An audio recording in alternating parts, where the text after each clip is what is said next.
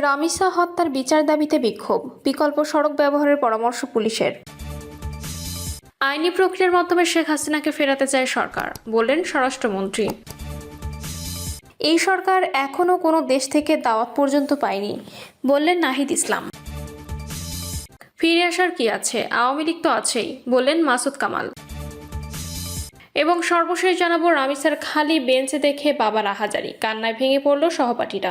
দর্শক শুনছিলেন সংবাদ শিরোনাম, এবার জানিয়ে দিব বিস্তারিত সংবাদ। তবে তার আগে অনুরোধ থাকবে ভিডিওটিতে একটি লাইক দিন এবং ভিডিও সম্পর্কে আপনাদের গুরুত্বপূর্ণ মতামত কমেন্ট করে জানিয়ে দিন।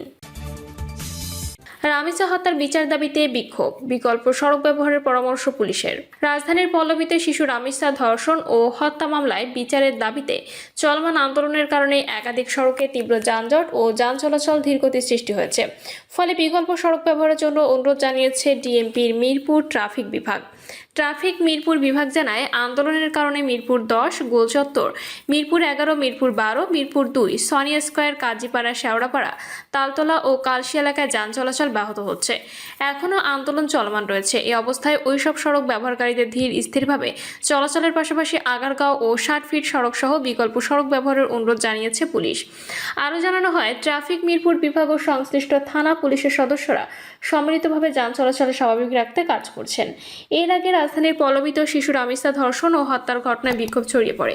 ঘটনার বিচার দাবিতে স্থানীয় বাসিন্দা, শিক্ষার্থী ও বিভিন্ন সামাজিক সংগঠন কয়েকদিন ধরে মানববন্ধন ও সড়ক অবরোধ কর্মসূচি পালন করছে। আন্দোলনের প্রভাব পড়েছে মিরপুর এলাকার গুরুত্বপূর্ণ সড়কগুলোতেও। আইনি প্রক্রিয়ার মাধ্যমে শেখ হাসিনাকে ফেরাতে চায় সরকার, বললেন স্বরাষ্ট্রমন্ত্রী। স্বরাষ্ট্রমন্ত্রী সালাউদ্দিন আহমেদ বলেছেন, আইনি প্রক্রিয়ার মাধ্যমে ক্ষমতাচ্যুত প্রধানমন্ত্রী শেখ হাসিনাকে দেশে ফিরিয়ে আনতে চায় সরকার।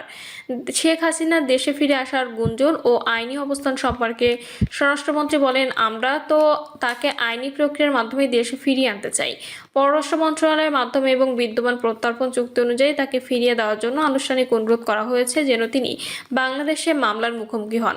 ভারতে পশ্চিমবঙ্গে সিটিজেনশিপ অ্যামেন্ডমেন্ট অ্যাক্ট কার্যকর এবং পুশব্যাক নিয়ে পশ্চিমবঙ্গের মুখ্যমন্ত্রীর বক্তব্যের বিষয়ে সাংবাদিকদের এক প্রশ্নের জবাবে স্বরাষ্ট্রমন্ত্রী স্পষ্ট করে বলেন, এটি সম্পূর্ণভাবে ভারতের অভ্যন্তরীণ বিষয়। ভারতের সিএএ বা আসামের এনআরসি তাদের নাগরিকদের জন্য নিজস্ব আইন কানুন, সেখানে আমাদের কোনো মন্তব্য করার অবকাশ নেই।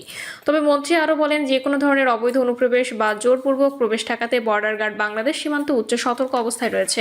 তিনি আরও বলেন, সরকার আইনানুগ প্রাতিষ্ঠানিক প্রক্রিয়ার মাধ্যমে আইন শৃঙ্খলা রক্ষা এবং ন্যায় বিচার নিশ্চিত করতে প্রতিশ্রুতিবদ্ধ।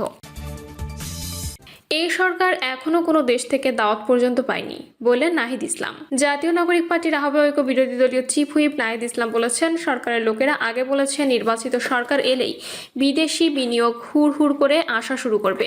কিন্তু আমরা দেখলাম ডক্টর ইউনূস যতটুকু সক্ষমতা দেখিয়েছে আন্তর্জাতিকভাবে বিভিন্ন সম্পর্ক স্থাপন এবং বাংলাদেশে টাকা আনার ক্ষেত্রে, এই সরকার কিন্তু কোনো একটা দেশ থেকে এখনো পর্যন্ত দাওয়াত পর্যন্ত পায়নি। IMF এর ঋণ তাদের বন্ধ হয়ে গিয়েছে। এনসিপির শীর্ষ নেতা নাহিদ ইসলাম বলেন, সরকার বর্তমান দেশের অর্থনীতি খুব ভালোভাবে ফেস করতে পারত যদি তারা ন্যূনতম জাতীয় ঐক্য বজায় রাখত। অর্থনৈতিক সংস্কার রাজনৈতিক সংস্কারের সঙ্গে অত্যন্ত সম্পর্কিত। আমরা দেখলাম প্রথম অধিবেশনে সরকার জুলাই সনদ ও গণভোটের রাজনৈতিক সংস্কারের প্রতিশ্রুতিগুলো রক্ষা করেনি। ফলে আমাদের অর্থনৈতিক সংস্কারের যে যাত্রা ব্যাপকভাবে শুরু হওয়ার কথা ছিল, সেখান থেকে আমরা আবার 2 ধাপ পিছিয়ে গেলাম। বিরোধী দলীয় চিফ হুইপ বলেন, ব্যাংকিং খাতে বিগত 16 বছরে নজিরবিহীন লুটপাট এবং দুর্নীতি হয়েছে, কিন্তু কিছু ব্যক্তি ও গোষ্ঠী এ পরিবারকে বিশাল অঙ্কের ঋণ দেওয়া হয়েছে এবং সেই ঋণের টাকা তারা বিদেশে পাচার করেছে, তারা ঋণখেলাপি হয়েছে। নাহিদ ইসলাম যোগ করে বলেন, বর্তমান সরকারের কাছে আমাদের সামান্য প্রত্যাশা যে এই সংস্কৃতি বাংলাদেশে আর হবে না, কিন্তু সরকারের পরিস্থিতি দেখে মনে হচ্ছে যে সরকারের এস আলম কে হবে, এই সরকারের সালমান এফ রহমান কে হবে, এইটার একটা প্রতিযোগিতা শুরু হয়েছে। বিরোধী দলীয় এই নেতা বলেন, ব্যবসায়ীদের নিজের উপদেষ্টা কমিটিতে রেখে বিশ্বাস অর্জন করা যায় না, কিন্তু বাংলাদেশের অর্থনীতির জন্য ব্যবসায়ীদের বিশ্বাস অর্জন করা দরকার।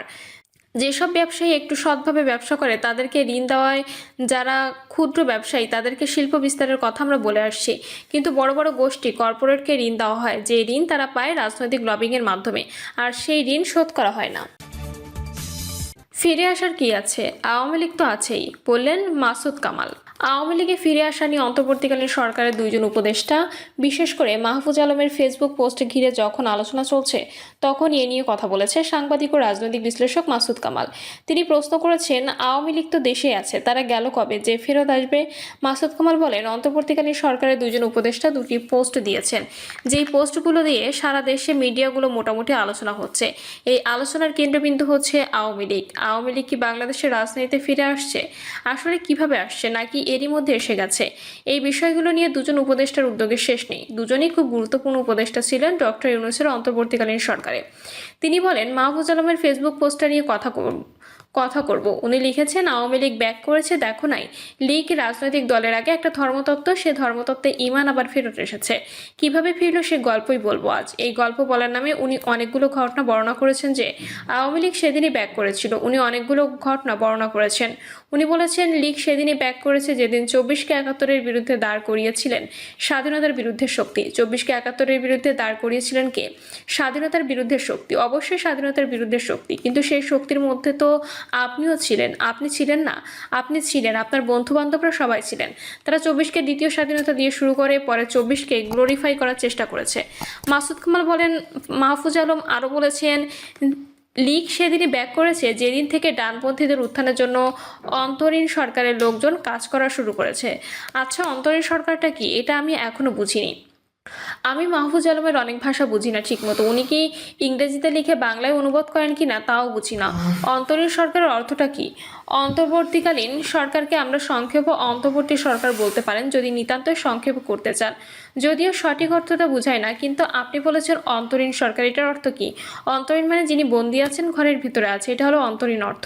তো আপনি ডক্টর ইউনূসের সরকারকে অন্তরীণ সরকার বলেন কিভাবে? বাংলা ভাষা মনে হয় আপনার একটু ঘাটতি আছে ভাই। মাসুদ কামাল উল্লেখ করেন, আওয়ামী লীগ ব্যাক করেছে, কিভাবে ব্যাক করেছে তা নিয়ে আরও অনেক কথা বলেছেন মাহফুজ আলম।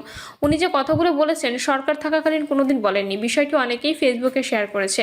উনি পোস্টে শেষে লিখেছেন, লীগ ফেরত আসবে, কারণ সব দোষ মাহফুজ আলমের। প্রথমে বলেছে এসেছে, পরে বলছেন আসবে। আসলে বাস্তবটা কি? লীগ কোথা থেকে ফেরত আসবে? আওয়ামী লীগ তো এই দেশে আছে, তারা গেল কবে যে ফেরত আসবে? তারা হারালো কবে যে তাদের আবার খুঁজে পেতে হবে? লীগ সবসময় ছিল। আওয়ামী লীগের কিছু কিছু নেতা এই দেশ থেকে চলে গিয়েছে, কিন্তু আওয়ামী লীগ সবসময় এই দেশে অবস্থান করছে, এই মাটিতে অবস্থান করেছে। রামিসার খালি বেঞ্চ দেখে বাবার আহাজারি, কান্নায় ভেঙে পড়ল সহপাঠীরা। চিরতরে মাটির নিচে ঘুমিয়ে পড়েছে ছোট্ট রামিসা, কিন্তু বাবা আব্দুল হান্নান মোল্লার হৃদয় এখনো মেনে নিতে পারছে না মেয়ের না ফেরার নির্মম বাস্তবতা। প্রিয় কন্যাকে দাফন করে বৃহস্পতিবার ঢাকায় ফিরে তিনি ছুটে যান বীরপুরের পপুলার মডেল স্কুলে। দ্বিতীয় শ্রেণীর সেই পরিচিত শ্রেণীকক্ষে ঢুকে ছোট ছোট সহপাঠীদের ভিড়ে যেন বারবার নিজের মেয়েকেই খুঁজছিলেন তিনি। ছোট ছোট শিক্ষার্থীদের দেখে হাউমাউ করে কেঁদে ওঠেন বাবা। তার কান্নায় অশ্রুসিক্ত হয়ে পড়ে রামিসার সহপাঠীরাও। রাজধানীর পল্লবীতে 8 বছরের শিশু রামিসা আক্তারকে গত মঙ্গলবার হত্যা করা হয়। গ্রেপ্তার আসামি সোহেল রানা জবানবন্দি অনুযায়ী হত্যার আগে রামিসাকে ধর্ষণ করা হয়। গত বুধবার রাত 9টার দিকে মুন্সিগঞ্জের সিরাজদি খান উপজেলার ইছাপুর ইউনিয়নের মধ্যম শিয়ালদি গ্রামে এশার নামাজ শেষে রামিসার জানাজা অনুষ্ঠিত হয়। পরে পারিবারিক কবরস্থানে দাদা দাদির কবরের পাশে তাকে দাফন করা হয়। মেয়েকে শেষ বিদায় জানিয়ে ঢাকায় ফিরে বৃহস্পতিবার রামিসার স্কুলে যান বাবা আব্দুল হান্নান মোল্লা। পপুলার মডেল স্কুলে গিয়ে কিছু সময় কাটান মেয়ের সহপাঠীদের সঙ্গে, কিন্তু শ্রেণীকক্ষে রামিসার খালি জায়গা আর ছোট্ট বন্ধুদের মুখ দেখে আর নিজেকে ধরে রাখতে পারেননি তিনি। বুক ফাটা কান্নায় ভেঙে পড়েন অসহায় এই বাবা। তার কান্না ছুঁয়ে যায় শিশু সহপাঠীদেরও। তারাও বাবাকে ঘিরে ধরে অঝরে কাঁদতে থাকে।